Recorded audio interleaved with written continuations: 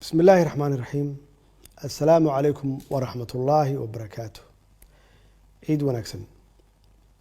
waxaan ugu hambalyeeynaa dhammaan ummadda Soomaaliyeed meel kasta ay joogaan munaasabadan barakeysan ee Ciid Fitriga.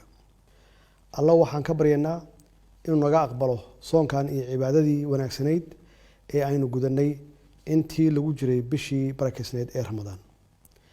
Munaasabadan farxadda leh ee Ciid Fitriga waxaan ku boorinaynaa muwaadin kasta oo Soomaaliyeed inuu gacan ka geysto farxad gelinta dadkeena tabaalaysan ka shaqeynta danta guud oo amnigu ugu horeeyo midnimada iyo wadajirka kuwaas oo dhamaantood tiirar u ah waajibaadka diinta Islaamka.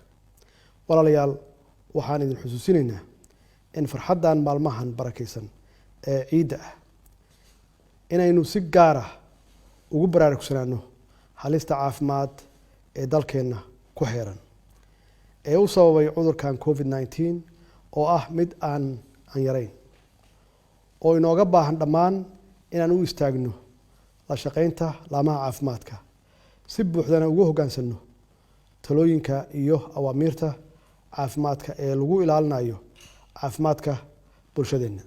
waxaan ku bogaadinayaa shacabka Soomaaliyeed sida wanaagsan ay ugu dulqaateen bandowgii lagu soo rogay dalka oo lagu xakameynayay cudurkan safmarka ah iyadoo lagu guda jiray bishii barakeysneed ee soonka oo sida caadiga ah uu kordho culayska nololeed. munaasabadan ciida ah waxaan si gaar ah aan rabaa inaan ugu hambalyeeyo ciidamadeena qalabka sida ee geesiyaasha ah oo har iyo habeenba u taagan difaaca dadka iyo dalka anigoo ku bogaadinaya dadaalka muuqda ay ku dardargeliyeen amniga iyo nabadeynta ama nabadgelyada intii lagu jiray ama lagu guda jiray bishii barakeysnayd.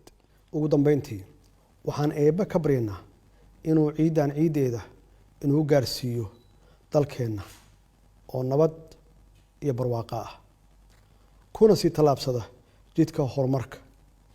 ciid wanaagsan. والسلام عليكم ورحمة الله وبركاته.